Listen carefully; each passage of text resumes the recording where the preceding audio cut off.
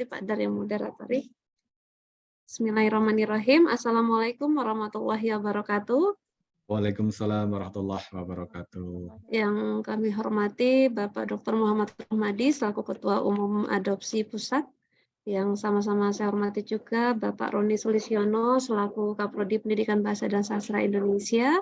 Seterusnya yang kami hormati pula Bapak Wahid Eko Purwanto selaku Ketua Adopsi DIY, serta yang kami hormati Bapak Rangga Asmara yang selalu penuh dengan asmaranya yang telah berkenan menjadi pembicara pada siang hari ini. Seterusnya Bapak Ibu dosen di seluruh Indonesia yang alhamdulillah terima kasih telah menyempatkan diri hadir pada kuliah umum di PBSI kerjasama dengan Adopsi DIY pada hari ini. Dan yang kami banggakan seluruh mahasiswa yang telah bergabung pada kesempatan hari ini. Alhamdulillahirabbil alamin, puji syukur kehadirat Allah Subhanahu wa taala atas segala rahmat dan karunia-Nya pada siang hari ini. Kita diberikan nikmat sehat, nikmat sempat untuk bisa berjumpa secara virtual untuk sama-sama belajar bersama Bapak Rangga Asmara ya yang tidak diragukan lagi kemampuan beliau dalam bidang bahasa seperti itu. Mudah-mudahan nanti mendapatkan ilmu yang bermanfaat. Selanjutnya salawat beserta salam tak lupa pula kita kirimkan kepada junjungan kita yang Nabi besar Muhammad SAW. Baik Bapak Ibu dan seluruh mahasiswa semua, untuk mengawali kegiatan kita hari ini, mari kita awali dulu dengan membaca Bismillahirrahmanirrahim. Bismillahirrahmanirrahim. Acara selanjutnya adalah sambutan. Untuk yang pertama saya mohonkan kepada Bapak Roni Sulistiono untuk memberikan sambutan pada kegiatan hari ini. Kepada Pak Roni dipersilakan. Terima kasih Bu Yosi atas kesempatan yang diberikan. Assalamualaikum warahmatullahi wabarakatuh.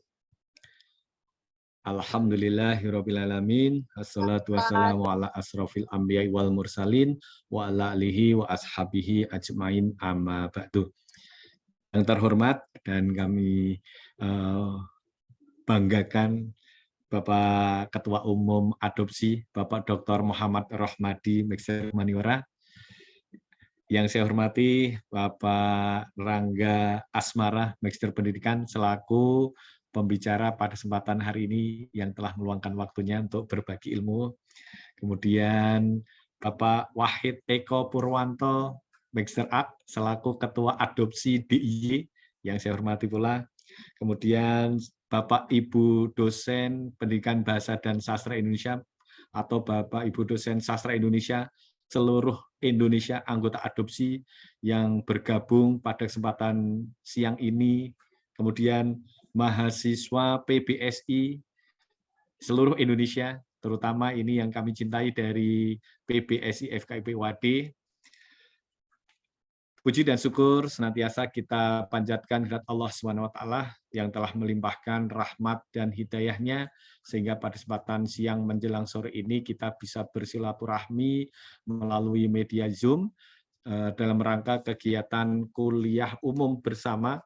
Kegiatan kuliah umum ini merupakan kegiatan kerjasama antara program studi pendidikan bahasa dan sastra Indonesia FKIP UAD Universitas Ahmad Dahlan dengan Adopsi DIY, Asosiasi Dosen Bahasa Indonesia untuk Daerah Istimewa Yogyakarta.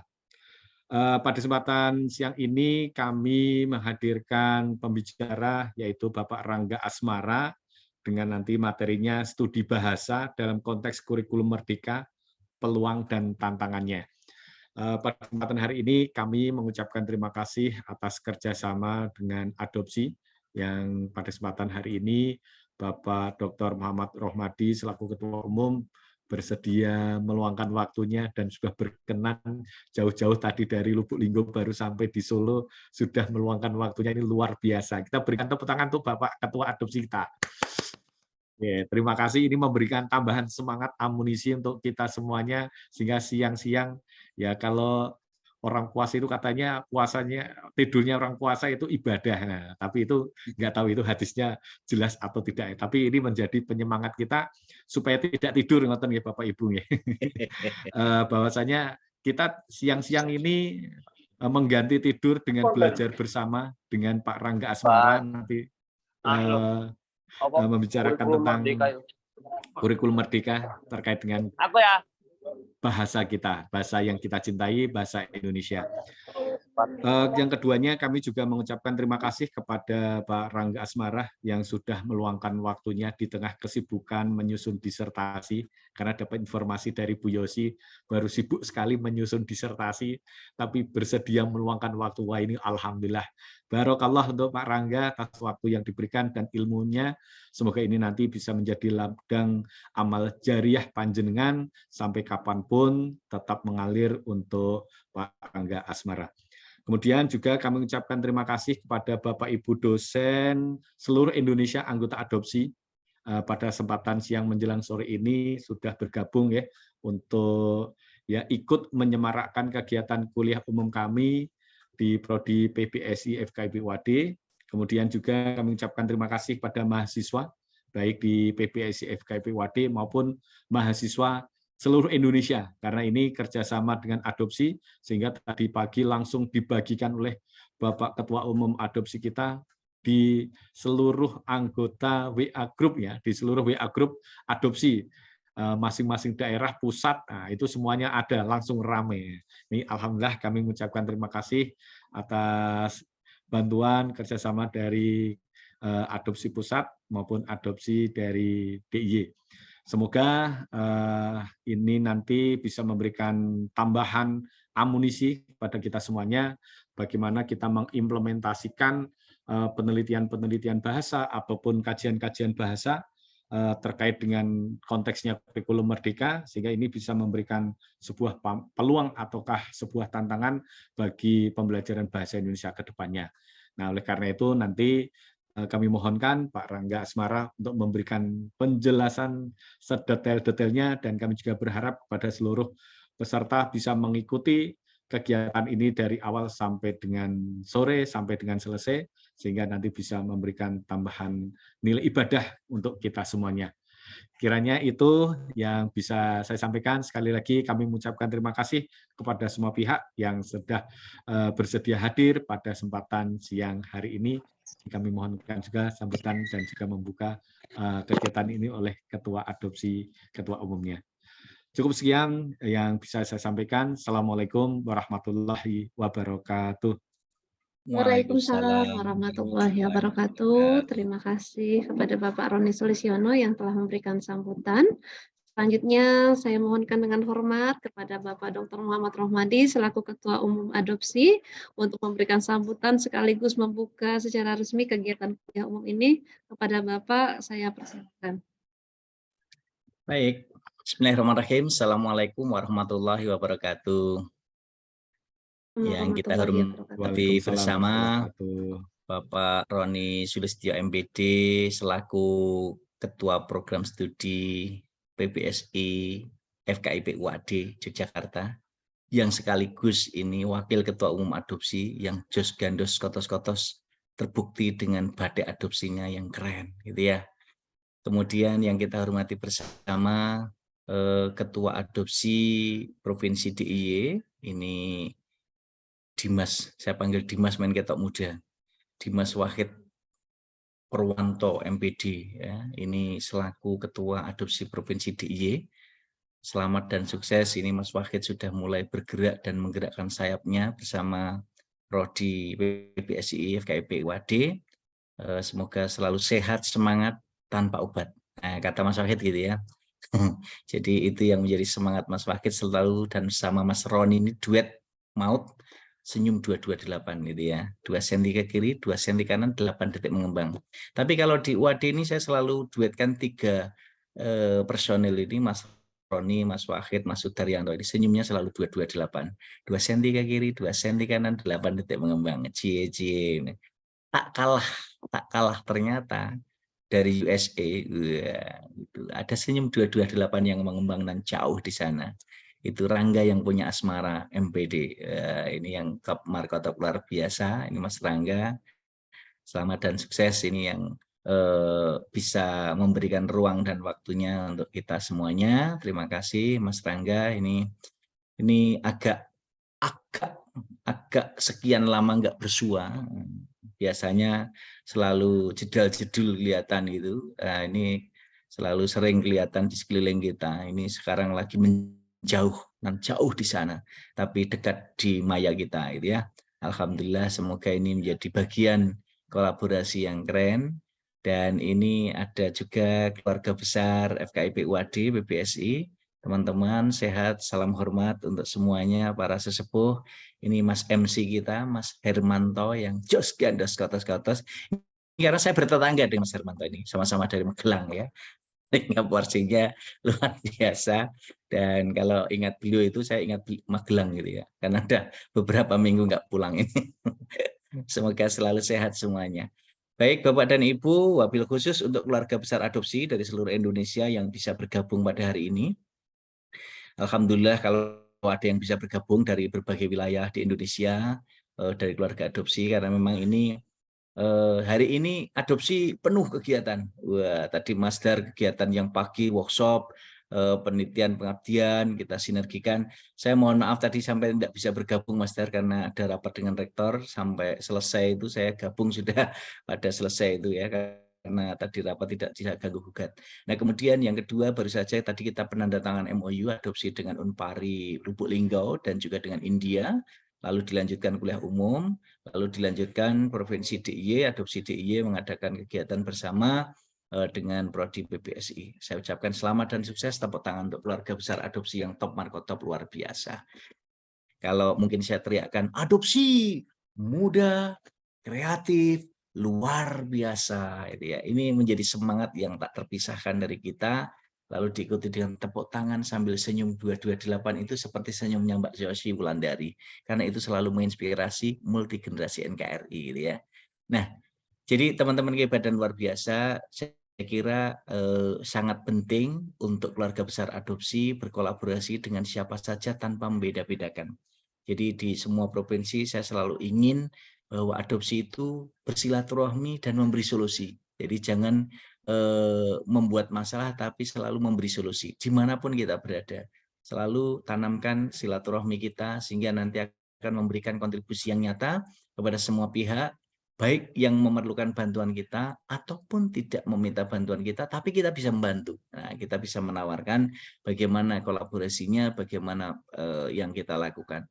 Insya Allah kerjasama yang kita lakukan dengan India, dengan Pakistan, dengan Madagaskar, dengan Kamboja, jaringan luar negeri terus kita lakukan dan sinergisitaskan dengan berbagai perguruan tinggi di Indonesia, dan insya Allah itu memberikan ruang yang luas bagi adopsi, karena bagi Pak Romadi adopsi itu sebagai rumah, siapapun boleh singgah dan siapapun bisa membuka ruang untuk bisa berkolaborasi. Jadi rumah-rumah adopsi akan muncul di berbagai pihak dan tentu termasuk pengembangan diri, kelembagaan, semua kita sinergikan.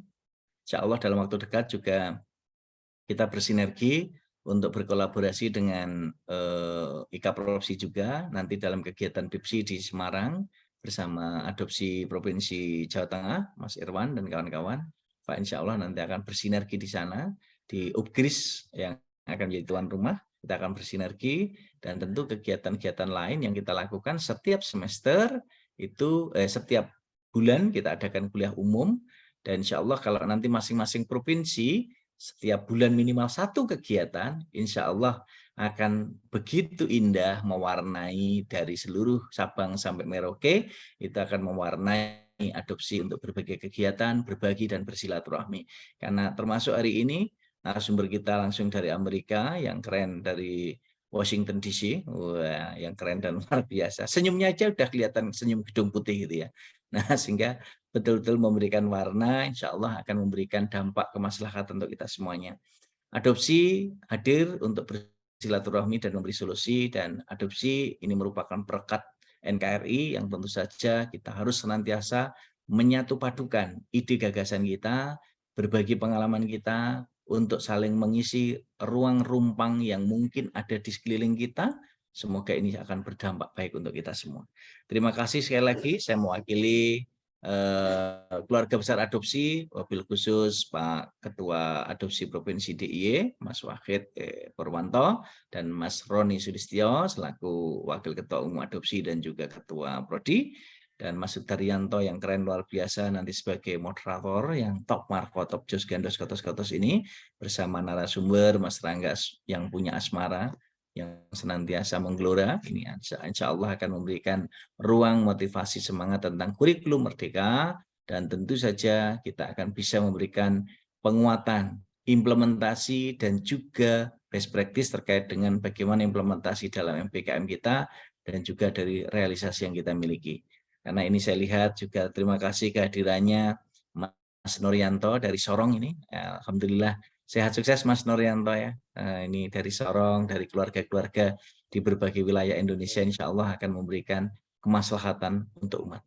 Terima kasih sekali lagi dari saya. Mohon maaf kalau ada kekurangan. Selamat berkuliah umum untuk bisa memberikan penguatan bersama-sama. Terima kasih. Saya kembalikan kepada Mbak Yosi Wulandari. Matur suwun. Assalamualaikum warahmatullahi wabarakatuh. Waalaikumsalam warahmatullahi wabarakatuh. Terima kasih banyak Bapak untuk sambutan dan telah membuka kegiatan hari ini. Tentu tidak sabar ya untuk Bapak Ibu semua dan para mahasiswa. Kita langsung saja kepada acara inti yang akan langsung pada kegiatan hari ini akan dimoderatori oleh Bapak Sudaryanto. Di PBSI kebetulan memang yang fokus membahas fokus di bidang linguistik ini kita mohonkan juga kepada Pak Sudaryanto yang akan mendampingi Bapak Rangga Asmara dalam kuliah umum pada siang hari ini. Kepada Pak Sudaryanto saya persilakan. Terima kasih Bu Yosi. Mohon maaf, saya cek suara dulu. Apakah terdengar di tempat? Aman, jelas. Oke, baik. Terima kasih. Baik, yang saya hormati Bapak Dr. Muhammad Rohmadi, Magister Humaniora, selaku Ketua Umum Adopsi. Kemudian Bapak Roni Sulistiono, Magister Pendidikan, selaku Ketua Program Studi Pendidikan Bahasa dan Sastra Indonesia, Fakultas Keguruan dan Ilmu Pendidikan Universitas Ahmad Dahlan, dan Ketua Adopsi Provinsi DIY, Bapak Wahid Eko Purwanto, Magister of Art, dan pembicara kita, Pak Rangga Asmara. Ya, kalau ingat Rangga itu jadi ingat film Ada Apa Dengan Cinta. Ini yang Rangganya beda ya. Kalau yang Rangga itu Nikola Saputra, kalau yang ini Rangga yang betul-betul 100% ya, Rangga, Pak Rangga, seperti itu. Baik, teman-teman, sebelum saya memberikan kesempatan kepada Pak Rangga yang akan menyampaikan materi yang menarik menurut saya ya, studi bahasa dalam konteks kurikulum merdeka, peluang dan tantangan, saya membacakan kurikulum vitae atau biodata singkat beliau ya. Pak Rangga Asmara, sarjana pendidikan, magister pendidikan, begitu dengan gelar lengkap beliau. Riwayat pendidikan beliau selesaikan di S1 Pendidikan Bahasa dan Sastra Indonesia Universitas Negeri Semarang tahun 2008. Kemudian beliau menyelesaikan S2 di Pendidikan Bahasa Indonesia di Universitas Negeri Semarang tahun 2013, dan sekarang atau saat ini sedang menjadi kandidat doktor di Prodi Ilmu Humaniora Fakultas Ilmu Budaya Universitas Gadjah Mada. Jadi beliau sedang proses penyelesaian disertasi dan mudah-mudahan diberikan kelancaran untuk Pak Rangga serta bisa selesai pada waktunya, begitu ya. Karena kadang ada gojekan gitu, selesai tepat waktu atau waktu selesainya pada waktunya, seperti itu. Baik, kemudian Pak Rangga ini juga luar biasa, teman-teman, Bapak Ibu ya, prestasi yang pernah diraih oleh beliau. Pertama, Lomba Riset Unggulan Daerah Kabupaten Magelang tahun 2021. Beliau tim dengan 2 atau 3 rekan di Untidar dengan judul Kajian Model Pengembangan Perpustakaan Desa Berbasis Inklusi Sosial di Kabupaten Magelang. Kemudian beliau juga pernah meraih hibah program kemitraan dosen LPTK dengan guru di sekolah tahun 2021. Dan saat ini home base beliau di Program Studi Pendidikan Bahasa dan Sastra Indonesia FKIP Universitas Tidar Magelang atau kita kenal Untidar ya, seperti itu. Dan beliau saat ini tugas belajar karena mendampingi sang istri untuk studi lanjut di Amerika ya, di negeri Paman Sam di sana, seperti itu. Baik, teman-teman atau Bapak dan Ibu, kita tahu bahwa saat ini kita sedang melaksanakan implementasi kurikulum merdeka ya, IKM, dan Pak Rangga barangkali di negeri Paman Sam juga sudah mendengar jauh perkembangan tentang itu, tentang IKM gitu ya. Nah, kemudian ada yang menarik ya dalam pembelajaran IKM khususnya mapel bahasa Indonesia, sama-sama berbasis teks ya dengan K13, tetapi ada perbedaan ya istilah ya.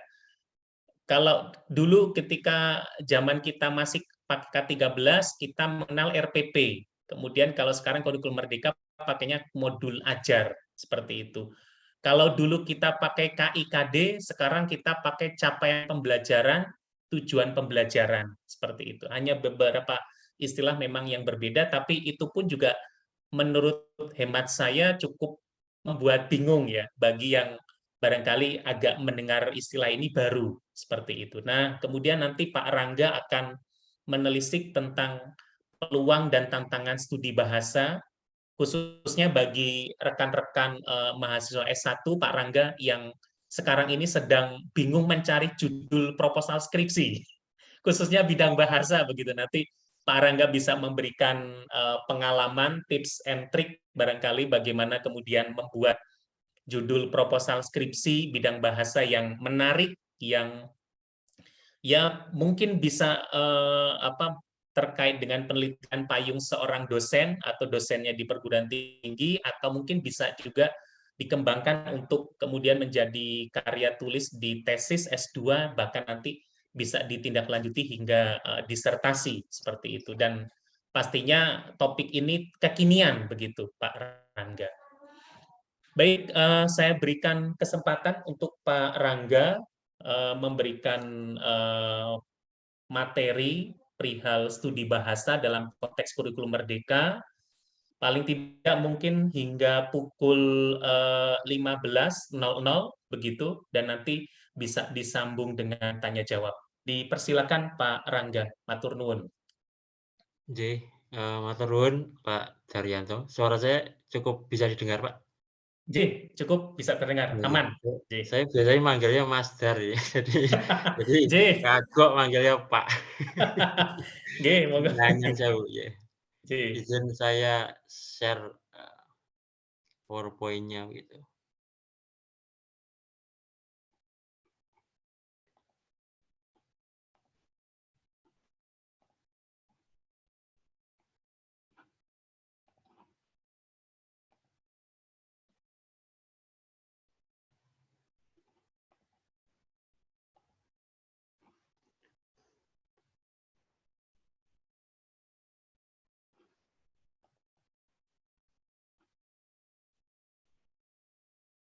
Sebentar, ini kok PPT-nya belum ketemu di Zoom-nya. Oh, ini udah.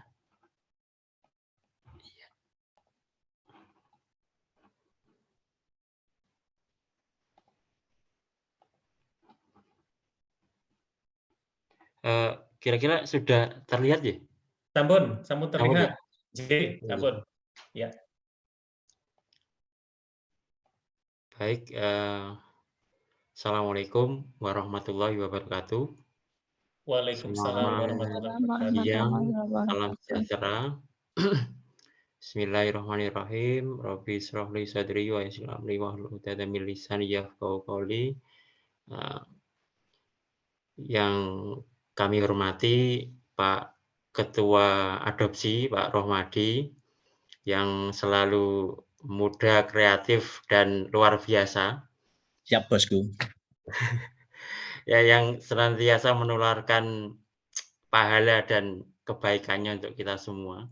Amin ya rabbal alamin. Tentunya di ruang ini juga banyak guru-guru saya, Pak Rohmadi khususnya, ada Mas Dar. Ya. Jadi guru-guru saya menulis di media, di koran.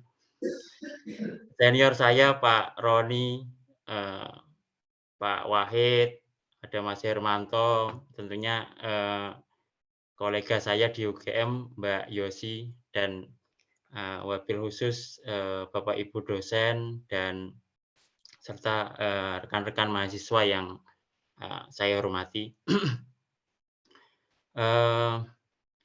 Saya agak kaget ternyata hari ini acara ya sharing siang ini itu kolaborasinya dengan adopsi. Saya kira hanya sekadar ya antar PBSI lah gitu. Ternyata ujung-ujungnya tetap yang promotornya Pak Romadi sama Pak Wahid gitu. Biar punya nilai kemaslahatan untuk umat banyak. Anjir. Insya Allah. Nah, ini salam hormat, salam takzim saya untuk para guru saya, guru linguistik saya Pak Romadi, Mas Dar, dan Bapak Ibu dosen pada ruang Zoom siang hari ini. Mohon izin, mungkin saya hanya sekadar sharing beberapa hal yang kaitannya dengan topik siang hari ini. Mbak Yosi ini melempar topik yang cukup menantang begitu. Ya, saya coba bentangkan topik itu dengan ya sebisa saya begitu. Nah, topik kita siang hari ini tentang studi bahasa dalam konteks kurikulum merdeka, peluang dan tantangan. Ya, perkenalkan saya Rangga Asmara dari Universitas Tidar.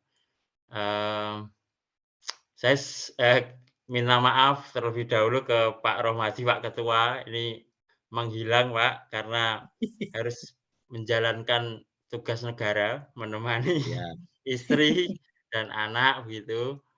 Ya, setahun di Iowa. Kebetulan Januari kemarin pulang Pak ke Jogja untuk ya sowan ke Mahaguru. Ya, Alhamdulillah. ke Prof Putu. Ya. Ya lapor unjuk muka Pak.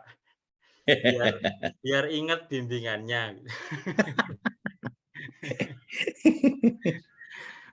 Nah ini dengan Mbak Yosi berjuang bersama untuk menyelesaikan disertasi biar nanti kita bersama dapat gelar PhD Pak. PhD ya. Ya pas. Amin. Hampir DO. Ngepas.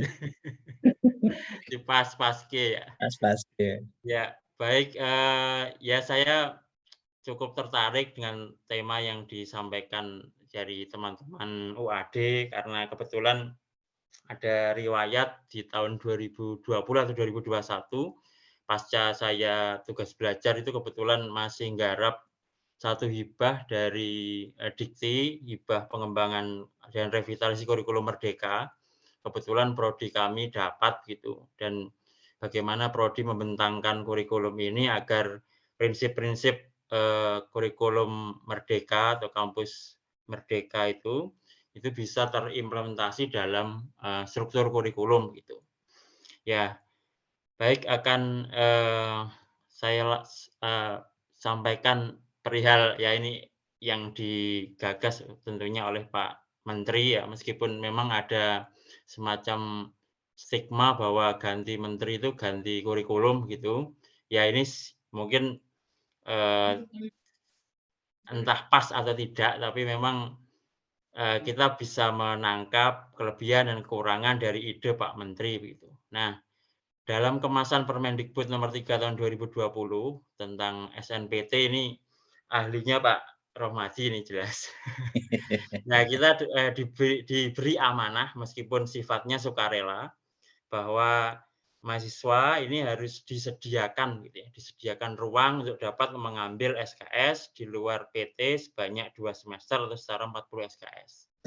Atau dapat mengambil SKS di prodi yang berbeda di PT yang sama sebanyak 1 semester atau setara dengan 20 SKS. Saya kira ini Pak Roni dan teman-teman Korprodi yang hadir di ruang Zoom siang ini saya kira juga pada mumet juga bagaimana mendesain struktur kurikulum agar bisa mengakomodasi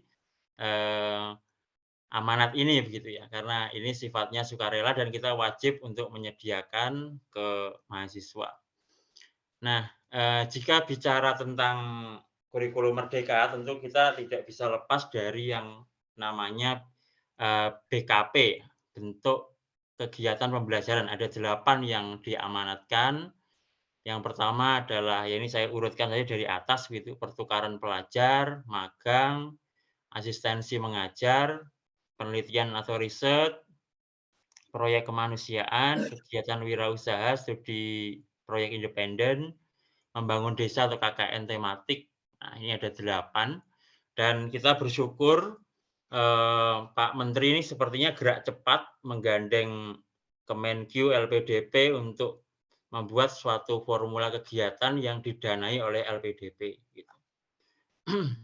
Sehingga muncul nama-nama brand kegiatan dari BKP ini yang didanai oleh LPDP. Nah, kita mungkin bisa mulai sosialisasikan salah satu program yang sangat populer, banyak digemari oleh mahasiswa S1, dan banyak kampus-kampus yang sudah mulai menyiapkan program yang satu ini, yaitu ISMA, Indonesian International Student Mobility Award. Ya, ini memang bentuk dari BKP tadi ya, pertukaran mahasiswa, yang mana mahasiswa dapat mengambil kredit begitu di perguruan tinggi di luar negeri yang memang daftarnya sudah ditentukan oleh Dikti dan LPDP. Nah, tentunya ini akan sangat menantang karena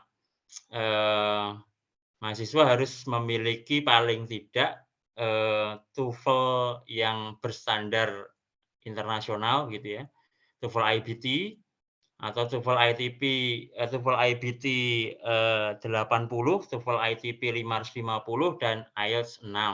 Ini saya kira tidak mudah menyiapkan ini, sehingga prodi atau kampus memang harus mempersiapkan betul-betul membekali mahasiswa mulai dari sosialisasi sampai dengan pendampingan submit program ini begitu.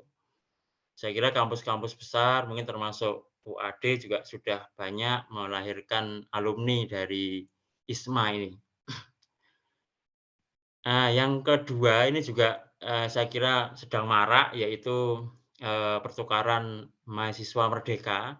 Ini di UAD saya lihat di Google juga sudah cukup jelas begitu informasinya, sehingga ini bisa kita gunakan untuk mengembangkan program kurikulum merdeka di kurikulum prodi PBSI. Gitu. Baik, karena saya pikir ini adalah kuliah umum untuk mahasiswa, gitu ya, sehingga ini orientasinya akan lebih banyak ke mahasiswa. Namun semoga ya yang sedikit ini bisa memberi insight untuk Ibu Bapak dosen mendampingi mahasiswa agar bisa lebih tepat guna gitu ya, dan berhasil guna dalam mendesain kurikulum merdeka khususnya di prodinya masing-masing.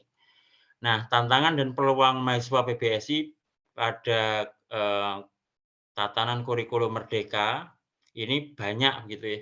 Mulai dari core prodi harus pusing menyediakan satu skema kegiatan merdeka belajar gitu, karena harus diwadahi, dan apalagi di era disrupsi sekarang yang kecepatan perubahan akan sesuatu hal itu begitu cepat begitu ya, dan yang sekarang ini sedang booming yang namanya ChatGPT.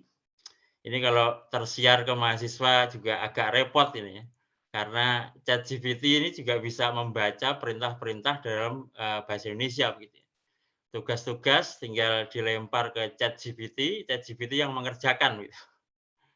Nah, dalam studi linguistik tentunya kita juga kenal satu istilah yang ya akhir-akhir ini banyak digulirkan, yaitu linguistik disruptif. Gitu ya. Ternyata tatanan bahasa khususnya di Indonesia itu juga banyak mengalami perubahan. Kita kenal istilah bahasa anak Jaksel gitu ya, yang sangat unik, gitu ya, sangat unik.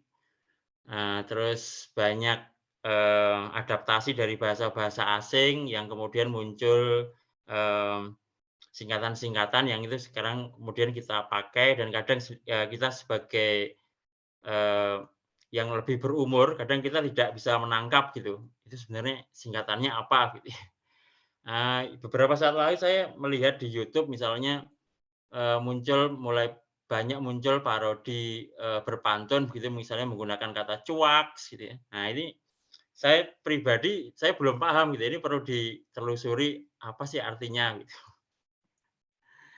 Nah untuk itu kita sebagai dosen ataupun mahasiswa ataupun alumni gitu ya. Nah, ya kalau dosen ya perlu memang mendampingi mahasiswa ataupun alumni, menyiapkan mereka agar bertransformasi di era disrupsi ini. Yang semula sebagai job seeker harus bertransformasi menjadi job creator. Nah tentunya job creator di bidang bahasa ini juga tantangannya banyak gitu ya. Tapi peluangnya juga banyak. Sehingga kita harus bisa menangkap dan bisa mendesain, membekali mahasiswa sebelum mereka jadi alumni agar mereka memiliki kompetensi yang kira-kira bisa mengantarkan mereka ke pekerjaan yang mereka impikan, namun basisnya adalah profil lulusan prodi begitu ya. Ya saya kira untuk prodi PBSI, profil lulusan utamanya kan memang jadi guru begitu ya. Dan kita biasanya di prodi begitu tidak ingin alumni kita itu murtad akademik jadi teller bank gitu ya, atau jadi pengusaha SPBU gitu. Ya itu saya kira kita tidak ingin gitu ya, tapi kita mendorong mahasiswa dan alumni agar mereka bisa bertransformasi memilih pekerjaan yang berdasarkan knowledge yang dibekali ketika mereka studi begitu. Nah,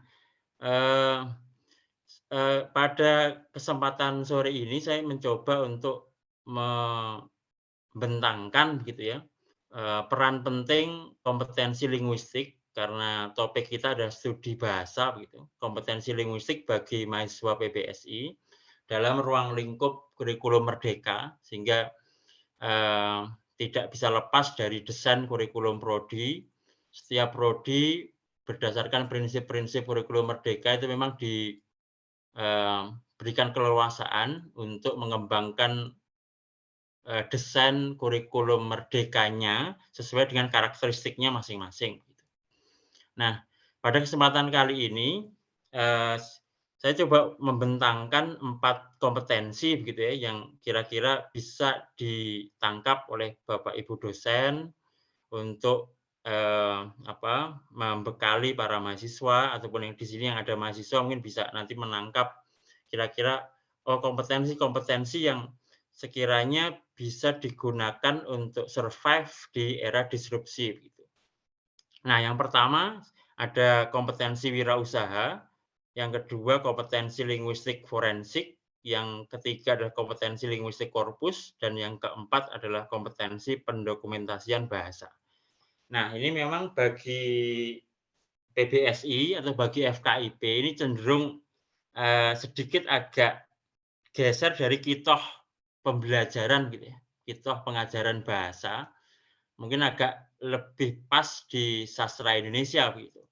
Tapi irisan tentang pengajaran, irisan tentang pembelajaran itu masih tetap kita bisa temukan dalam kompetensi-kompetensi ini. Nah, baik yang pertama peran penting kompetensi wirausaha bagi mahasiswa. Nah, ini mungkin yang sedikit lebih mudah ditempuh oleh para mahasiswa. Nah,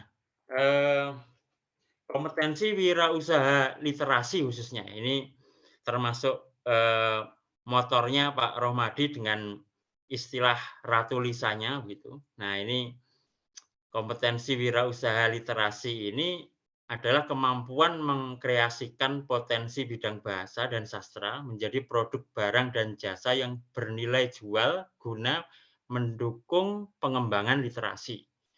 Nah, ketika prodi mendesain suatu kurikulum, paket mata kuliah, ya, ataupun tatanan penempatan mata kuliah yang kira-kira bisa membekali mahasiswa untuk sampai pada kompetensi atau profil wirausahawan literasi misalnya, ini saya kira akan membantu mereka untuk menjadikan mereka sebagai wirausahawan literasi gitu. Nah, Prof. Sarwiji ini pernah merumuskan gitu ya. Namun kita juga bisa kritisi begitu berdasarkan fakta di lapangan, apakah rumusan-rumusan ini akan mudah diimplementasikan bagi mahasiswa atau alumni kita atau tidak. Gitu. Jadi peluang wirausaha literasi berdasarkan kualifikasi buku lapangan kerja Indonesia itu kalau Prof. Suwandi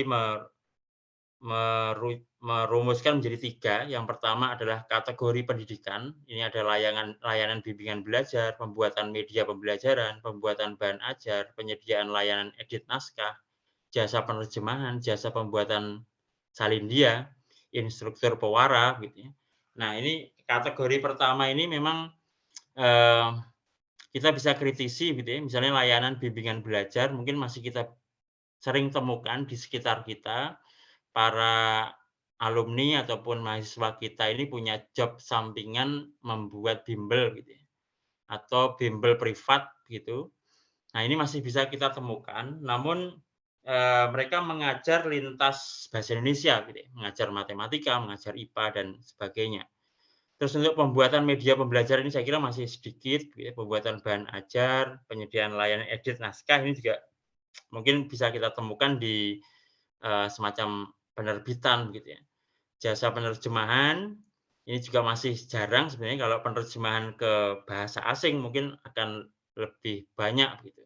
Jasa pembuatan salindia ini juga masih jarang. Instruktur pewara ini yang sedang booming sebagai ya istilahnya Pranoto Coro itu justru dari lulusan prodi pendidikan bahasa Jawa, gitu ya. Nah, yang kedua adalah kategori informasi dan komunikasi. Aktivitas penerbitan buku, majalah, buletin, jurnal, dan aktivitas perekaman gambar bergerak, audio, video, film, dan sebagainya. Ini juga saya kira beberapa mahasiswa kita punya peminatan tentang misalnya penerbitan, begitu ya, ataupun produksi audio video maupun produksi film, gitu. Termasuk di prodi saya pun beberapa mahasiswa itu menunjukkan ketertarikan, dan setelah mereka menjadi alumni, mereka berkonsentrasi menggeluti itu. Nah, yang ketiga adalah kategori kesenian. Ya. Mohon maaf, ini salindianya masih di sampul depan. Oh, iya. Nah, oke, siap. Sudah sampai. Sudah. Sampun.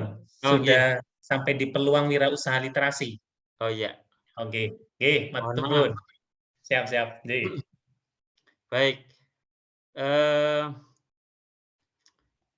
Yang berikutnya, tentu kita harus rumuskan juga siapakah yang dimaksud wirausahawan literasi. Nah, ini Mas Hafid ini pernah mendeskripsikan begitu ya, orang-orang yang mampu mengoptimalkan potensi bidang bahasa dan sastra menjadi kompetensi unggulan, mampu memprediksi masa depan dan memanfaatkan peluang, serta orang-orang yang memiliki kesadaran untuk terus berjuang, mengasah kreativitas, bersikap kritis, inovatif, dan menyukai tantangan.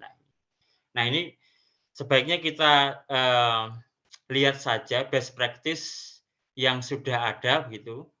Misalnya kalau kita orang di lingkungan bahasa pasti kita sudah cukup familiar dengan nama Uda Lanin, gitu ya, Ivan Lanin dengan startup atau kelompok wirausaha literasinya Narabahasa.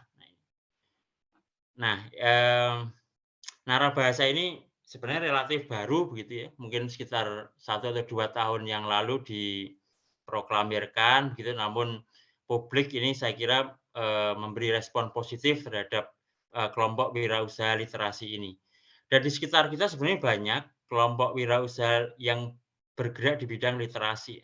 Misalnya narasi budaya di bidang jurnalistik, Ruang Indonesia Bercerita, kemudian Kanal Literasi, Literasi Asik, kemudian Neuropedagogia, Sunting Aksara, Selasa Podcast. Nah, ini ada beberapa yang perlu saya garis bawahi.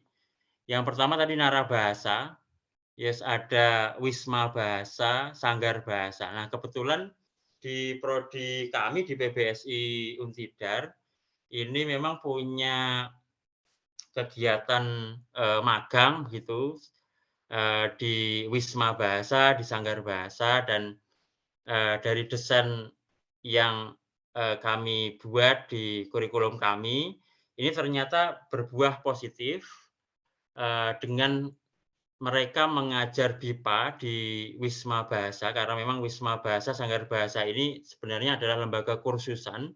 Salah satu menu yang mereka tawarkan adalah BIPA.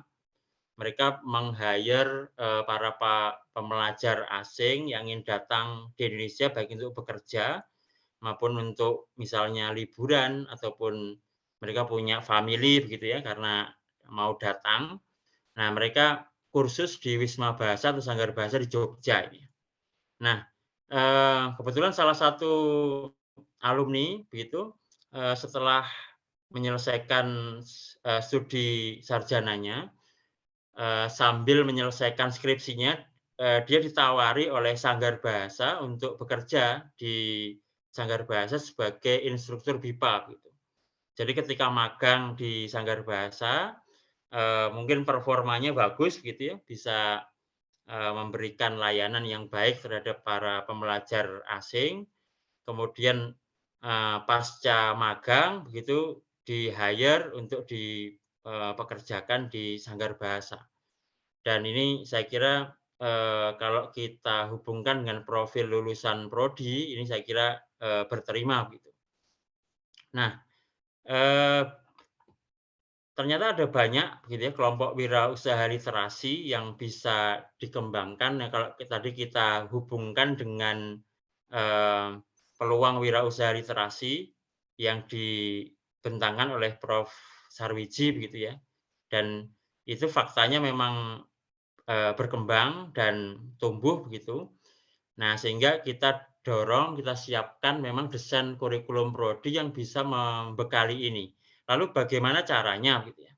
Nah, tentunya kalau kita buat skema 8 semester gitu, misalnya ya ini kok desain kasarnya begitu saja. 4 semester pertama itu mereka mengambil mata kuliah ya tentang keprodian gitu ya di dalam prodi, kemudian di semester 5 itu pembelajaran di luar PT atau magang, semester 6 pembelajaran di luar prodi dalam PT, semester 7 pembelajaran di luar PT atau magang, dan semester 8 kembali di prodi untuk menyelesaikan tugas akhir atau skripsi. Nah, tentunya Bapak Ibu pengelola prodi atau Bapak Ibu dosen harus mendesain kurikulum di prodinya agar bisa mengakomodasi kompetensi wirausaha literasi ini begitu ya. Nah, salah satunya dengan tadi misalnya ambil kredit lewat ISMA atau pertukaran mahasiswa merdeka gitu ya. Misalnya kalau memang akan dikembangkan skill khususnya di wirausahaan literasi, ini salah satu ya pengalaman kami di Untidar, kami mencoba membuat PKS, ya, perjanjian kerjasama dengan Fakultas Entrepreneurship dan Humaniora Universitas Ciputra, karena memang Universitas Ciputra ini punya fakultas kewirausahaan, berarti begitu, dan mereka menawarkan 32 mata kuliah kewirausahaan di fakultasnya. Dan melalui kegiatan pertukaran mahasiswa merdeka ini akan sangat mungkin mahasiswa kami di prodi untuk bisa mengakses mata kuliah kewirausahaan gitu ya. Nah, selain itu tentunya magang ya, Bu Bapak ya. Magang seperti tadi di Sanggar Bahasa atau di Narabahasa atau di Wisma Bahasa. Nah, dengan magang ini mahasiswa akan mendapatkan iklim akademik, iklim profesional ya, iklim profesional bagaimana mereka bekerja nantinya gitu. Nah, dan kalau di prodi kami begitu ya, karena memang mata kuliah kewirausahaan yang kami tawarkan karena sifatnya mata kuliah universiter, hanya ada 4 mata kuliah kewirausahaan. Nah, ini dengan adanya peluang pertukaran mahasiswa merdeka, misalnya mengambil di Universitas Ciputra ini, saya kira akan memberikan keleluasaan gitu. Baik, karena sudah pukul 3 ini saya akan agak percepat ke kompetensi berikutnya, yaitu peran penting kompetensi linguistik forensik bagi mahasiswa. Ini memang butuh pendalaman linguistik begitu ya, pendalaman ilmu-ilmu bahasa yang agak cukup gitu ya untuk bisa menguasai kompetensi ini. Gitu. Nah, apa yang dimaksud kompetensi linguistik forensik ini adalah kemampuan linguistik sebagai dasar pembuktian ya melalui telaah semiotik, fonetik, fonologi, leksikon, morfologi, sintaksis, sosiopragmatik, dan wacana. Menguak tabir pemilik teks, siapa yang memproduksi teks itu, penafsiran makna, mungkin ada ideologi di balik wacana atau teks yang ia sampaikan, gitu. Pengujian dokumen hukum. Nah, ini ketika menuai masalah atau menuai perkara, apakah ini bersinggungan misalnya dengan KUHP, dengan Undang-Undang ITE misalnya. Terus tentunya dengan standar pentranskripsian forensik yang baik, gitu ya, karena kalau kita belajar pada kasus pidato Ahok di Kepulauan Seribu, salah satu sumber masalahnya adalah pada mentranskripsi pidato Ahok. Kemudian ya korpus ya, bagaimana koleksi terhadap bagian mengkoleksi teks atau wacana yang sedang dibicarakan atau sedang dianalisis gitu. Terus kemampuan menemukan unsur-unsur bahasa sebagai fakta linguistik yang berkaitan dengan fakta hukum, dan analisis itu dapat diajukan unsur-unsur linguistik sebagai bukti hukum. Nah, kita bisa mendesain satu kurikulum di dalam kurikulum prodi kita agar bisa mewadahi kompetensi ini. Nah, misalnya kalau kita ingat kasus pidato di Kepulauan Seribu, memang ini agak lama begitu ya, tentang yang saya tandai padahal dibohongi sama surat Al-Maidah 51 macam-macam gitu. Nah, ini situasinya memang kalau kita tarik ke belakang, setelah kejadian atau setelah peristiwa yang marak lewat pidato Ahok di Kepulauan Seribu, ini memang ahli bahasa khususnya atau saksi bahasa di bidang bahasa ini memang menjadi satu daya tarik komoditi khususnya para ahli hukum gitu ya. Seringkali mereka dimintai pendapatnya untuk menafsirkan gitu ya, memaknai tentang wacana atau teks yang bersinggungan dengan kasus hukum gitu ya. Nah, pada kasus pidato Ahok sendiri ini juga dulu rame gitu ya. Ibu Bapak, kalau kita ingat, kebetulan saya dulu cukup mengikuti kasus ini karena memang ada dua kubu yang memberatkan dan meringankan. Ini saya coba tulis, ada Prof. Mahsun dan Prof. Mahyuni memang dari kubu memberatkan dari UNRAM, Universitas Mataram, dan Prof. Bambang Kaswanti Purwo dan Prof. Rahayu S. Hidayat dari UI ini memang yang saksi meringankan. Ini memang kalau kita amati kasus hukum itu memang kadang tidak berjalan netral. Kalau kita lihat Prof. Masun, Prof. Mahyuni ini memang punya afiliasi dengan keislaman yang bagus begitu ya, sehingga menganggap profil Ahok dengan pidatonya itu justru akan memberatkan umat Islam gitu. Sedangkan Prof. Bambang Kaswanti, Prof. Rahayu ini memang berlatar belakang non-Islam, sehingga pemilihan mereka sebagai saksi pada kasus Ahok ini juga saya kira ada motif tertentu gitu. Nah, dengan kacamata linguistik forensik dengan kacamata salah satu analisis yang coba kami tawarkan gitu ya. Ini menggunakan analisis fonetik, misalnya pada data ini ya. Ini kalau kami transkripsi, ini kalau dengan transkripsi ya kira-kira transkripsi bahasa yang standar. Jadi ketika ditranskripsi dan kita segmentasi pada posisi kalimat yang dipolemikkan, ini ada 8 segmen. Nah, pada segmen kedua dan segmen ke-7A inilah yang mungkin menjadi titik berat bagaimana ini dianalisis gitu ya. Nah, pada salah satu konteks materi siang hari ini yang saya gunakan adalah analisis menggunakan aplikasi Nah, data yang sudah disegmentasi ini kemudian diubah, dikonvert menjadi format WAV, kemudian itu diinsertkan ke dalam PRAT. Nah, ini kurang lebih hasilnya seperti ini, Ibu Bapak. Ini sebenarnya tidak sedang unjuk penelitian, tapi kita bisa memasukkan tren penelitian linguistik begitu yang mengandalkan penggunaan alat-alat yang ya relatif baru begitu kepada mahasiswa ya. Misalnya dengan penggunaan dengan peningkatan kompetensi linguistik forensik, salah satunya adalah dengan penggunaan analisis PRAT gitu. Nah, Ibu Bapak, misalnya intensitas bunyi ini ya di spektrogram kalau kita amati dalam analisis dalam PRAT, yang paling atas ini waveform, yang gelombang di bawah waveform ini disebut spektrogram. Kita gunakan dua analisis, yaitu intonasinya dan nadanya. Kebetulan Prof.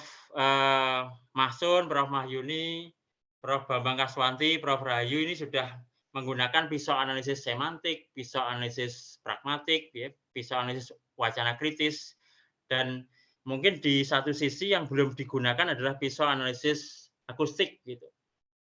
Nah, pada kesempatan siang ini coba kami sodorkan untuk melengkapi analisis tadi, ya, misalnya bagaimana dinamika intonasinya, ya, intonasi khususnya yang dipermasalahkan yaitu di segmen 2 dan di segmen 7A yang menggunakan pakai Al-Maidah dan dibohongi itu. Nah, terus bagaimana dinamika nadanya?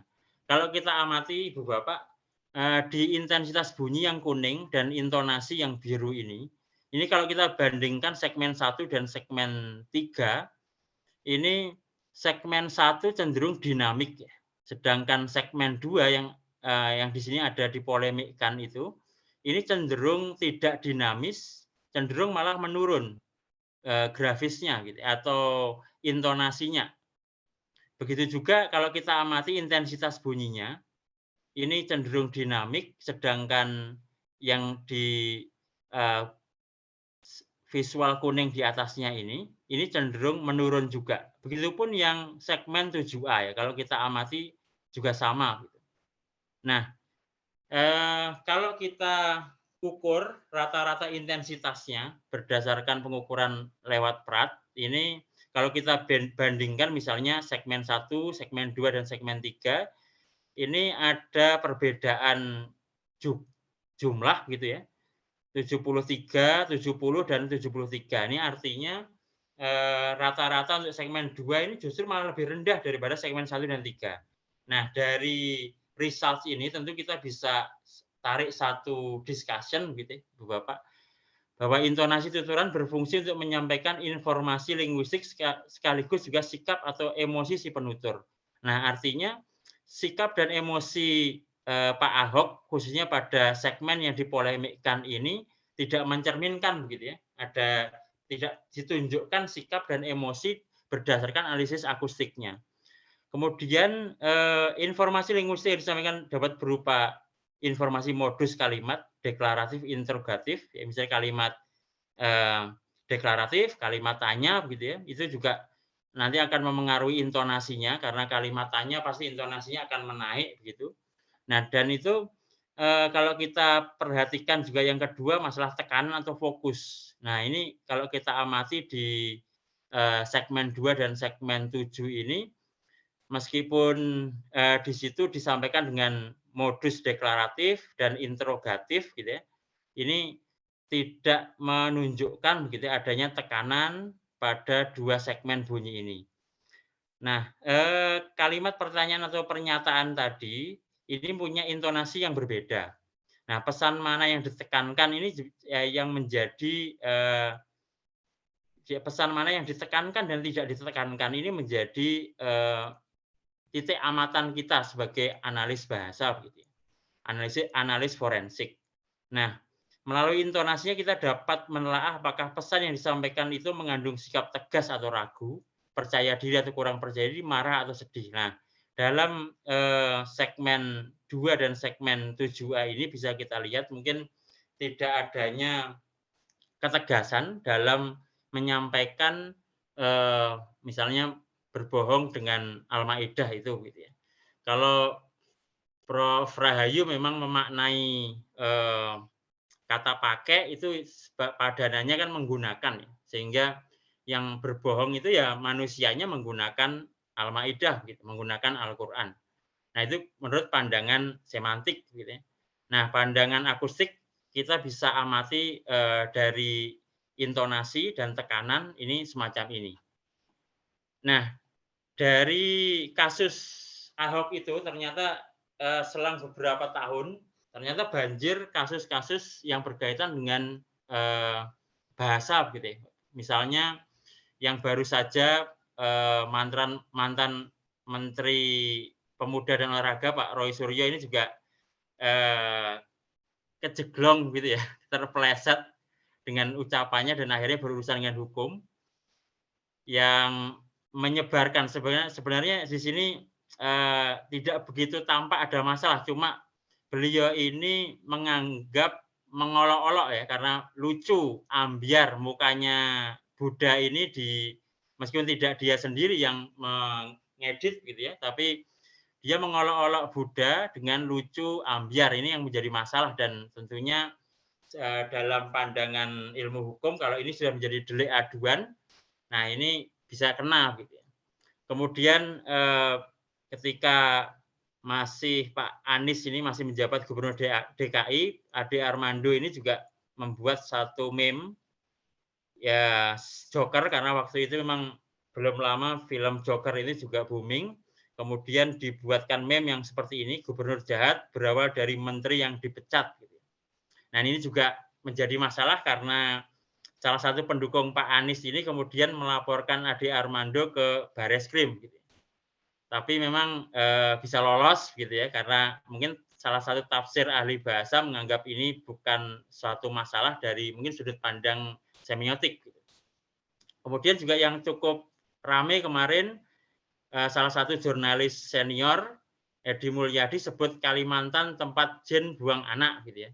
Memang untuk kita yang orang Jawa ini terkesan sarkas, tapi mungkin bagi orang Betawi gitu ya, orang Sunda begitu, mungkin ini istilah yang biasa mereka gunakan gitu. Nah, ini sekali lagi bergantung pada konteks sosial, konteks budaya. Kalau kita rujuk pada pandangan sosiopragmatik, ini akan bisa lebih mudah untuk ditafsirkan. Nah, bagaimana cara kita membekali anak-anak mahasiswa kita agar paling tidak memiliki bekal terhadap kompetensi linguistik forensik ini. Nah, ini gambarannya mereka memang harus kita dorong agar mengambil program-program seperti ISMA, misalnya mereka bisa ambil linguistik forensik di Aston University, karena memang di sana dianggap pusatnya, David Coltrane ada di sana.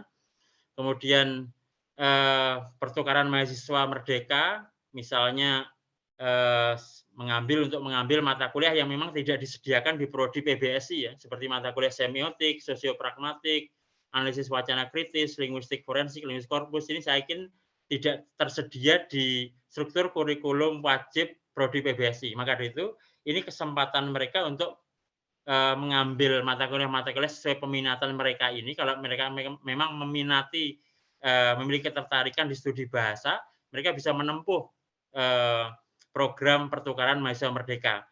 Ini termasuk saya pribadi, meskipun saya sedang S3 begitu, saya mengambil mata kuliah semiotik di UPI 3 SKS dengan Prof. Aceng, karena memang beliau termasuk salah satu yang rutin diundang Polri untuk jadi saksi atau ahli bahasa begitu. Kemudian sosiopragmatik, kebetulan saya juga ambil di UGM, dan linguistik korpus saya ambil di UI. Ini kebetulan sebelum almarhum Pak Toto Suhardianto kapundhut gitu, masih bisa mencicipi kredit dari beliau. Nah, ini desain-desain ini yang memang kita perlu siapkan agar mahasiswa kita yang punya peminatan di studi di bidang bahasa, khususnya kita ingin membekali mereka dengan analisis bahasa yang berkaitan dengan forensik, ini bisa memadai. Cara yang kedua adalah misalnya yang dilakukan oleh Prodi Ilmu Hukum UAD, ini saya kira bagus, dengan membuat MOU atau PKS dengan prodi tertentu, ya, misalnya ini dengan prodi PKN dengan prodi hukum, mereka menawarkan mata kuliah yang memang khusus untuk prodi itu. Nah, misalnya di prodi PBSI UAD, kalau memang peminatan studi bahasa ini memang banyak diminati, bisa mahasiswa kita sediakan mengambil mata kuliah di prodi ilmu hukum, misalnya mata kuliah hukum pidana. Mereka bisa belajar tentang KUHP, UU ITE, karena mempelajari sebagai saksi, gitu, sebagai ahli bahasa yang bekerja secara forensik, ini memang kadang kita sudah bisa menafsirkan secara kebahasaan, secara forensik, tapi rujukan hukumnya apa? Nah, ini perlu kita juga belajar KUHP, perlu belajar UU ITE, seperti misalnya pada kasus Roy Suryo tadi. Nah, yang ketiga, peran penting kompetensi linguistik korpus bagi mahasiswa. Nah, ini juga salah satu yang cukup berkembang di Barat, gitu ya, di US dan di UK tentang linguistik korpus. Kompetensi ini saya kira ya relatif baru, mulai berkembang, mulai bertumbuh di Indonesia, tapi sayangnya dua begawannya itu kapundhut, begitu ya, Pak dari UNER, nah, saya agak lupa namanya, yang kedua Pak Toto, yang pasti dari UI. Pak Denny, Denis, ya. Denny. J. Nah, itu kebetulan Pak Denny itu yang memulai proyek dengan Badan Bahasa, kemudian karena beliau kapundhut, kemudian dilanjutkan oleh Pak Toto, karena COVID kemarin mungkin proyeknya terhenti, tapi sepertinya sekarang mulai banyak dilanjutkan oleh para kaum muda yang memang lulusan dari luar, karena kemarin kebetulan ada satu seminar di bidang morfologi yang memang lebih banyak menggunakan metode linguistik korpus ini. Nah, kompetensi ini adalah kemampuan mengolah kumpulan data dalam teks autentik berskala besar yang diolah secara elektronik untuk mengetahui penggunaan bahasa di suatu masyarakat.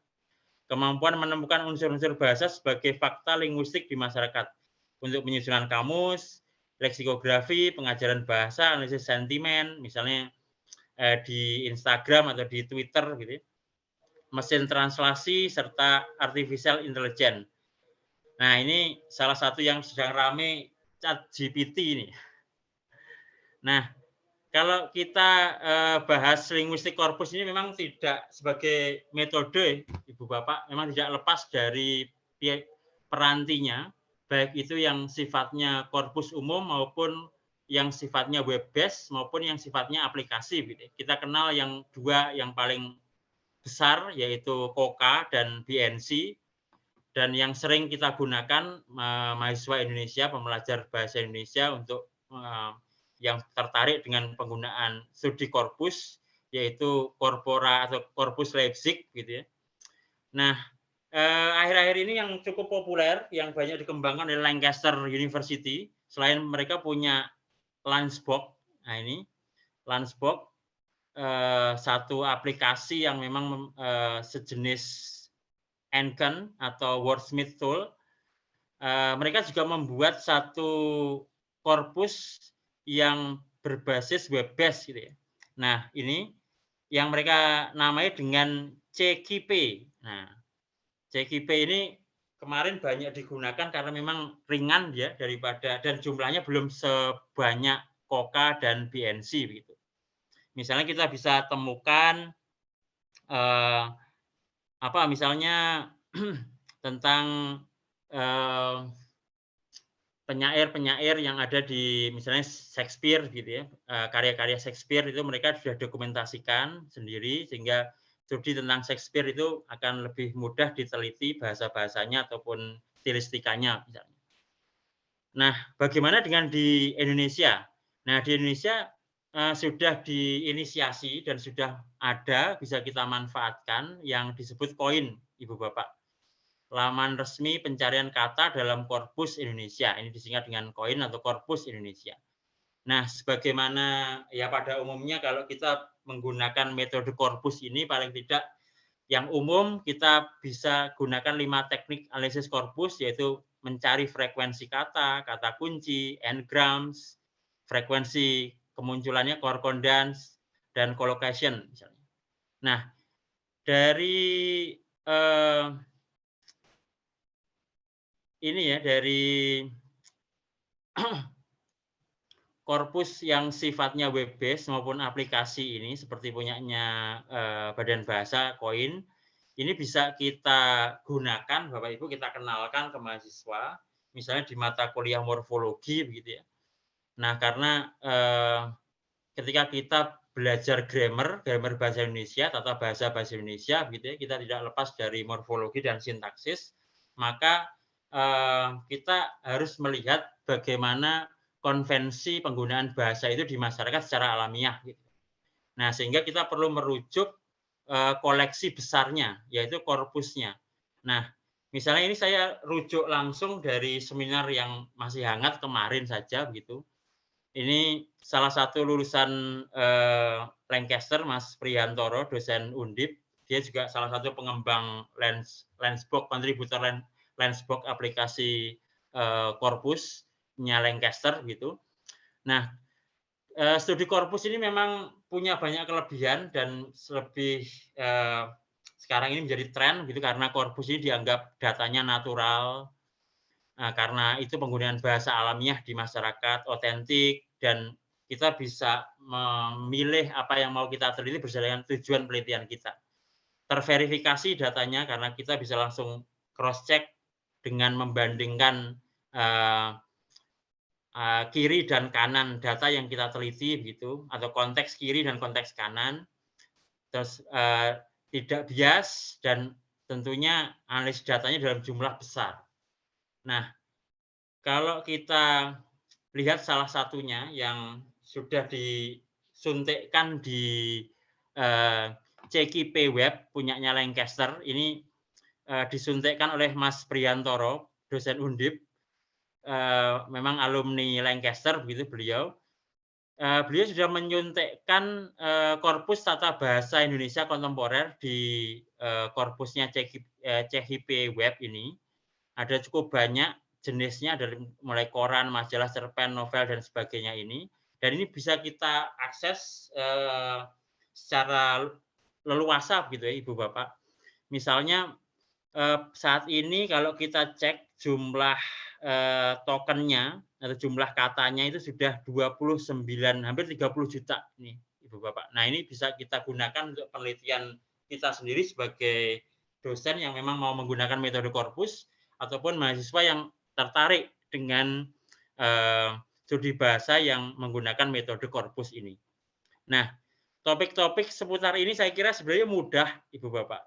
Sederhana, cuma kita harus bisa menganalisisnya lebih tajam gitu ya. Karena memang kita mudah menemukan datanya, tapi setelah data itu ditemukan terus diapakan gitu datanya. Nah, pemrosesan korpus di CKP Web ini juga harus melalui serangkaian semacam distandarisasi dulu, mulai dari pembersihan dan penyelesaian format, tokenisasi, anotasi, indeksasi, gitu. Nah, baru kita bisa mulai dengan apa yang mau kita cari misalnya. Misalnya ini ada beberapa topik, misalnya mana yang dipakai di Indonesia Speech Corpus, tahu atau tahu, mana yang lebih produktif gitu ya. Tahu atau tahu secara misalnya secara fonetik atau secara ortografis. Kalau secara ortografis pasti tahu yang ini ya, Ibu. Tapi secara fonetik apakah yang tahu yang ini begitu. Nah, ini ada caranya sebenarnya di CKIP Web sudah ada shortcut-nya untuk memulai studi ini. Apakah Sanggil dan Mangkus digunakan dalam bahasa Indonesia kontemporer sekarang? Gitu ya. Saya kira ini kan salah satu atau dua kata yang cukup relik ya, Ibu Bapak, sudah kurang produktif, mungkin sangat langka begitu digunakan. Betul. Nah, ini juga bisa dicek di CKIP Web. Gitu ya. Kemudian apakah Wati sebagai penanda profesi wanita masih digunakan di dalam bahasa Indonesia kontemporer? Kemudian pada domain apa kata rupawan paling sering muncul di korpus bahasa Indonesia kontemporer? Nah, ini kata apa saja yang memiliki kata dasar tidur di bahasa Indonesia kontemporer? Tahun berapa saja KPU paling sering muncul dalam teks koran di bahasa Indonesia korpus kontemporer? Nah, ini beberapa topik saya kira yang cukup menarik gitu ya. Misalnya preposisi apakah yang paling banyak muncul setelah kata dipandang. Nah, ini rujuk kanannya apa, nanti bisa dicek. Bagaimana membandingkan frekuensi pemunculan di dua korpus yang berbeda, misalnya linguistik di korpus bahasa Indonesia kontemporer dan LCC Indonesia, koin tadi. Nah, bagaimana caranya membekali mahasiswa dengan kompetensi linguistik korpus ini? Nah, tentu saja tadi ambil kredit, misalnya di Birmingham University, itu memang salah satu pengembang BNC, gitu. Kemudian Lancaster University, itu juga sangat maju perihal korpusnya, karena di sana Landsberg dikembangkan tidak oleh ahli bahasa, tapi oleh ahli machine learning, yang kerjasama dengan tentunya dosen bahasa. Nah, kalau di Indonesia bagaimana? Mereka mahasiswa kita bisa pertukaran mahasiswa, ambil kredit misalnya di linguistik korpus di misalnya di UGM atau di UI begitu ya.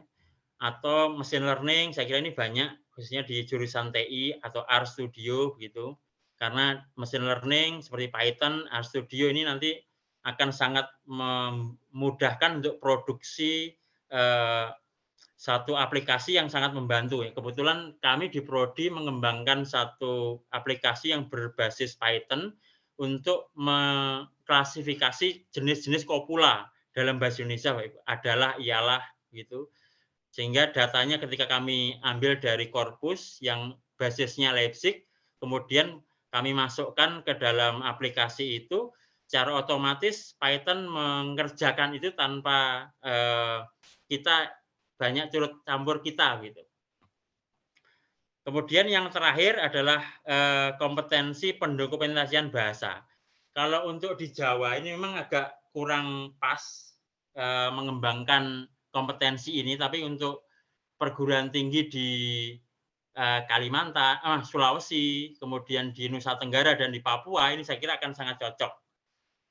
Nah, karena adopsi ini menasional, saya kira ini perlu kami sampaikan bahwa kompetensi pendokumentasian bahasa adalah kemampuan mendokumentasikan bahasa untuk tujuan konservasi, revitalisasi bahasa, serta menguji vitalitas bahasa. Kemampuan menyediakan dokumentasi referensi kebahasaan sehingga dapat digunakan untuk menyusun tata bahasa dan kamus, serta bahan ajar untuk pembelajaran bahasa. Nah, ini memang agak sedikit melenceng dari zonanya atau ranahnya PBSI atau FKIP karena lebih cenderung ke mungkin sastra Indonesia. Nah, kalau kita lihat background-nya, berdasarkan rujukan pedoman konservasi dan revitalisasi bahasa tahun 2017, bahwa bahasa daerah di Indonesia itu jumlahnya menurut pendataan Badan Bahasa ada 669. Sedangkan UNESCO yang kerjasama dengan SIL ada 719, yang terdata, tapi 707 ini yang aktif dituturkan, artinya sisanya cenderung masuk dalam kategori berbahaya atau mungkin mendekati punah gitu ya. Nah, contohnya diperkirakan 30 dari 58 bahasa daerah di Papua Barat punah selama 20 tahun terakhir. Diperkirakan 10 sampai 15 bahasa daerah di Papua Barat juga dipastikan mati karena tidak pernah digunakan lagi oleh penuturnya. Bahasa yang punah di wilayah Indonesia Timur adalah bahasa Tandia, bahasa asli suku Bakar. Kemudian saat ini bahasa itu tidak lagi ada penuturnya. Nah, ini yang jadi masalah, Bapak. Nah, ini desainnya, tapi ini desain dari Badan Bahasa, dan kalau kita dari Prodi PBSI, FKIP, di mana peran kita? Gitu. Nah, peran kita ini pada tahap revitalisasi bahasa, pembelajaran khususnya pada pembelajaran bahasa daerah dan penyusunan bahan ajar. Nah, karena kalau kita lihat model-modelnya UI, model-model disertasinya UI begitu, di UI itu yang mengambil topik dialektologi ataupun linguistik historik komparatif, yang mereka mengambil data bahasa di misalnya Nusa Tenggara ataupun Papua, mereka akan tinggal di sana semacam 3 bulan atau 6 bulan belajar bahasa bersama masyarakat gitu ya, secara etnografi, dan mereka begitu mendokumentasikan itu, dan ketika mereka bisa mendokumentasikannya, mereka bisa kemudian menyusun sistem fonologinya, menyusun sistem morfologinya, sistem sintaksisnya, atau menyusun aksara ortografisnya, dan ini bisa jadi satu disertasi, Bapak. Nah, peran ini masih vital karena saya masih amati Badan Bahasa itu masih menerima CPNS formasi PBSI, karena ya peran PBSI sebagai ya penyusun bahan ajar untuk pembelajaran bahasa daerah yang misalnya tadi di Papua yang beberapa sudah tidak ada penuturnya lagi, ini butuh orang-orang yang memang background-nya dari PBSI. Nah, ketika kita melakukan studi ini tentu kita butuh perangkat yang bisa membantu kita agar itu bisa diteliti secara alamiah dan rigid gitu. Misalnya kita gunakan Elan, Ibu Bapak, mungkin saya kira Ibu Bapak juga cukup familiar, kita bisa gunakan toolbox, kita bisa gunakan Flex gitu untuk mendokumentasikan dan menganotasinya. Langkah kerjanya bagaimana?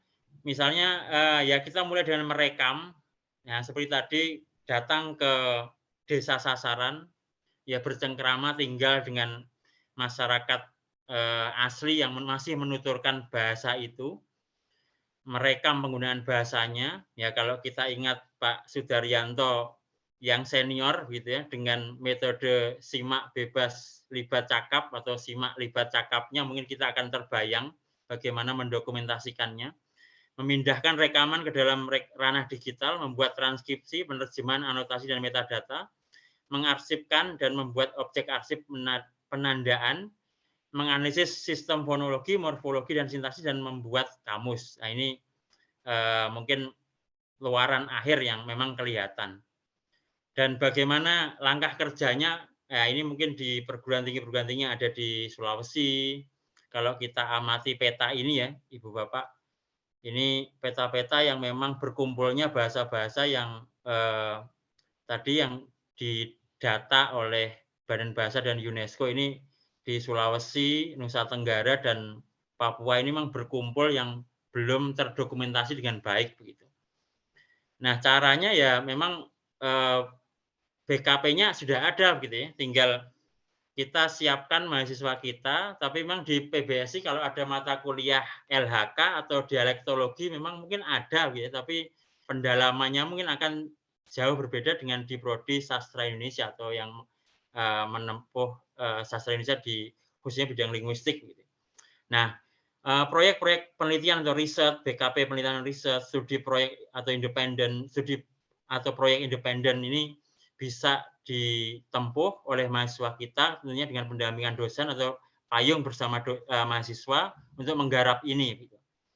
Kemudian magang atau praktik kerja. Nah, PBSI bagaimana? Nah, kita bisa magang misalnya di Balai Bahasa Papua Barat misalnya gitu ya. Magang di sana, kita bersama para peneliti di Balai Bahasa itu terjun langsung, mahasiswa kita belajar dengan para penelitinya langsung, mereka pulang, mereka mendapatkan banyak pengalaman. Baik, kira-kira itu 4 ruang lingkup yang coba kami ajukan begitu Ibu Bapak mengenai 4 kompetensi yang tadi kami sampaikan. Ada kompetensi wirausaha, kompetensi linguistik forensik, kompetensi linguistik korpus, dan kompetensi pendokumentasian bahasa. Bagaimana kita sebagai pengelola prodi atau Bapak Ibu dosen sebagai pembimbing menyiapkan kompetensi-kompetensi itu biar gayut dengan desain kurikulum yang memang sesuai dengan karakteristiknya prodi masing-masing. Terima kasih.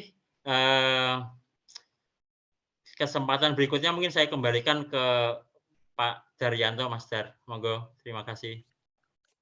Terima kasih Pak Rangga yang sudah berbagi kepada kita semua, membentangkan ya.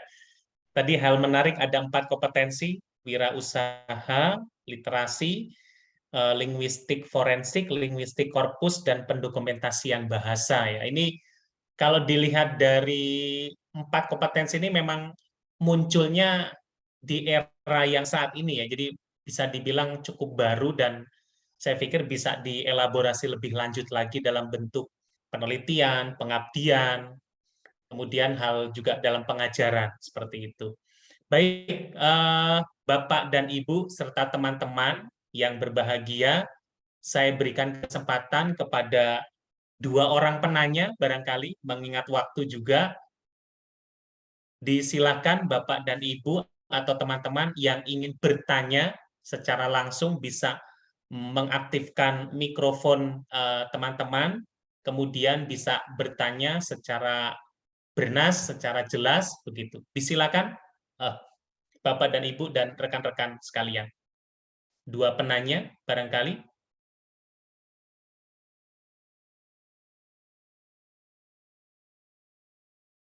Monggo. Atau sudah? Oh, Bu Dedi, disilakan. Assalamualaikum warahmatullahi wabarakatuh. Yang saya hormati Pak Rangga, langsung saja mau tanya. Perkenalkan, saya Bu Dedi dari UAD, PBSI UAD. Untuk yang sudah dilaksanakan di Untidar yang tadi Bapak ngendikake, untuk mata kuliah kewirausahaan yang terintegrasi tadi dengan KM, kurikulum Merdeka tadi belajar, itu di sana 4 SKS atau hanya 2 SKS, Pak? Karena di tempat kami kewirausahaan yang untuk semester 1 itu hanya 2 SKS, jadi belum bisa sampai ke ibaratnya praktik atau maaf bukan praktik, langsung ke industrinya tadi yang 8 SKS tadi sepertinya saya mendengarkan tadi. Mohon pencerahan sedikit gambaran Pak yang sudah dilakukan tadi. Matur nuwun. Matur nuwun Bu Dedi. Langsung saja Pak Rangga tentang bobot SKS mata kuliah kewirausahaan. Monggo. Matur nuwun Bu Dedi. Saya kira ini sharing gitu biar kami juga di Untidar juga sebenarnya baru memulai begitu Bu Dedi. Jadi kami itu mata kuliah kewirausahaan adalah mata kuliah universiter yang ditawarkan harus ada, wajib muncul di semua prodi. Cuma ada 2 mata kuliah, Ibu. Dan itu sangat kurang. Jadi yang pertama mata kuliah kewirausahaan itu 2 SKS, dan yang kedua mata kuliah praktik kewirausahaan itu 3 SKS. Nah, desain awalnya memang untuk di prodi kami sendiri begitu, sebelum kurikulum Merdeka ini datang, gitu. Kami coba mendesain ini dengan yang menggayutkan dengan misalnya program PKM-nya Dikti, program KBMI, Kompetisi Bisnis Mahasiswa Indonesia, kemudian Inkubator Bisnis Mahasiswa Indonesia. Jadi program-program yang ada di Dikti itu coba kita buatkan miniaturnya, tapi di tingkat fakultas dan univ, gitu Bu. dengan pendanaan universitas, sehingga dengan adanya pendanaan itu mahasiswa mau gitu. Secara teori mereka kita berikan pendalaman di kelas lewat mata kuliah kewirausahaan 2 SKS yang teori sifatnya, dan secara praktik itu di mata kuliah praktik kewirausahaan yang 3 SKS kita coba cantolkan lewat kompetisi-kompetisi yang sifatnya tadi universiter dan dikti. Itu sebelum kurikulum Merdeka datang. Nah, setelah kurikulum Merdeka datang, kami kebetulan Pak Rektor yang dulu Prof. Cahyo itu menjalin relasi dengan yang baik dengan Rektor Ciputra, kebetulan pernah anjang sana ke sana. Kemudian ya ada semacam MOU begitu sebelum kurikulum Merdeka itu, Bu Dedi. Dan ketika kurikulum Merdeka coba itu kami tangkap, mereka menawarkan waktu itu 32 mata kuliah ya paket kewirausahaan yang ditawarkan untuk umum. Kalau dulu mungkin semacam pertukaran mahasiswa sebelum adanya kurikulum Merdeka atau BKP yang tadi 8 itu disodorkan ke kita itu, antara Untidar dan Ciputra sudah ada kesepakatan untuk ayo kita tukar-tukaran mahasiswa gitu. Ya biar nanti mahasiswa Untidar belajar kewirausahaannya di Universitas Ciputra. Nah, lewat adanya pertukaran mahasiswa Merdeka itu jadi lebih formal gitu Bu jalurnya. Dan bagaimana itu nanti pulang kita rekognisi juga dengan ya tentunya kita desain ketika pulang ini harus direkognisi dengan mata kuliah apa, ya tentunya dengan kita membuat satu desain kurikulum yang mewadahi untuk kurikulum Merdeka begitu. Nah, itu kira-kira desainnya Bu Dedi. Untuk praktiknya mereka pada umumnya mengambil kira-kira sekitar dua mata kuliah di Ciputra yang enggak banyak. Mereka melengkapi saja, misalnya seperti yang berkaitan dengan e-commerce gitu ya. E-commerce, mengelola e-commerce itu mereka ngambilnya di Ciputra. Terus strategi pemasaran itu sebenarnya mengambil di Fakultas Ekonomi kita juga ada, tapi kita coba biar di luar lah gitu.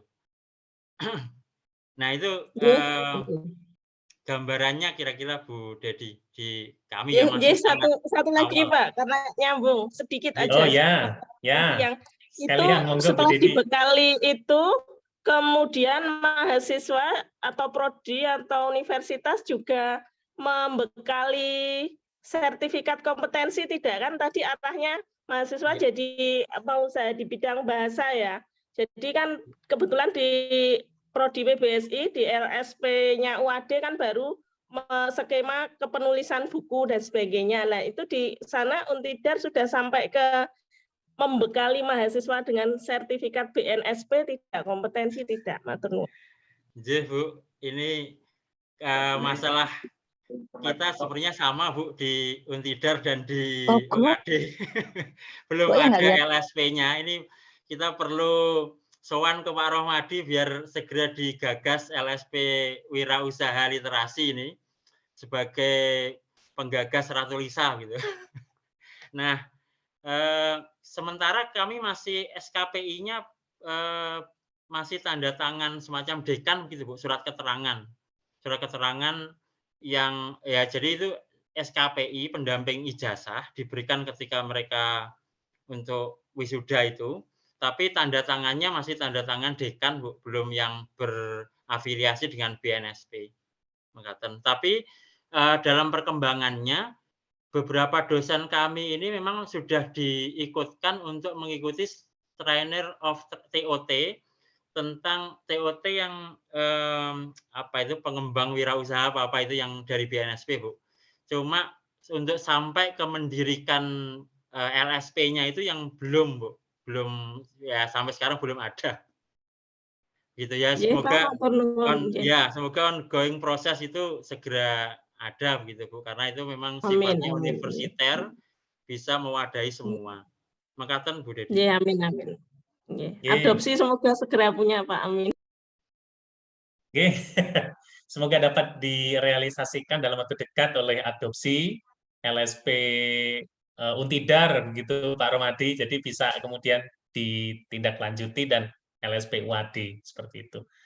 Baik, Bapak dan Ibu, saya kira cukup, karena tadi Bu Dedi 2 pertanyaan langsung.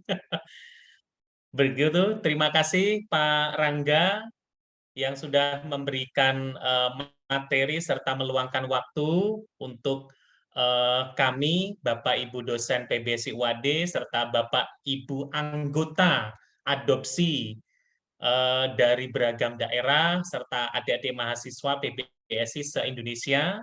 Dan mudah-mudahan apa yang sudah disampaikan oleh Pak Rangga tadi bermanfaat bagi kami, dan kelak menjadi bahan untuk elaborasi, kolaborasi ke depan, sehingga bisa memajukan pendidikan di prodi kita tercinta ya di PBSI, di seluruh perguruan tinggi negeri maupun perguruan tinggi swasta.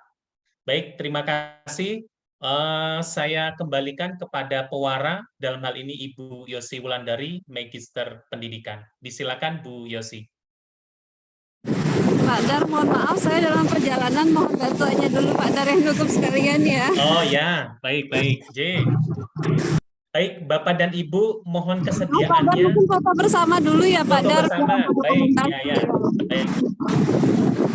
Oke, Bapak dan Ibu, jikalau memungkinkan, sinyal barangkali baik di tempat Bapak dan Ibu dapat meluangkan waktu untuk berfoto bersama yang akan dipandu oleh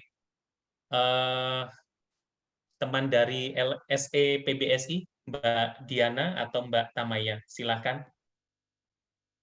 Iya, Pak. Untuk teman-teman dan Bapak Ibu dimohon untuk mengaktifkan kameranya terlebih dahulu.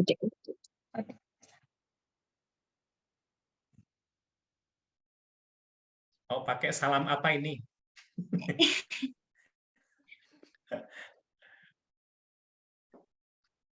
Ya, silakan Mbak Diana. Untuk salin dia yang pertama, saya hitung 1, 2, 3.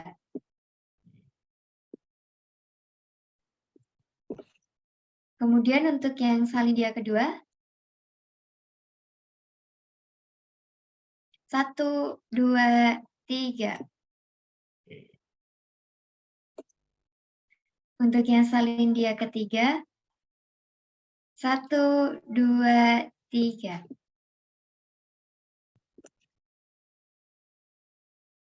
Sudah, Bapak. Ya, terima kasih Mbak Diana yang sudah minta mengingat ya mengisi presensi dan link sertifikat. Ya, baik. Oke, Bapak dan Ibu yang barangkali belum mengisi tautan presensi, dapat meluangkan sejenak waktu untuk mengisi tautan presensi, dan itu nanti berupa e-sertifikat untuk Bapak dan Ibu, biasanya munculnya di email yang bisa Bapak Ibu akan dapatkan seperti itu.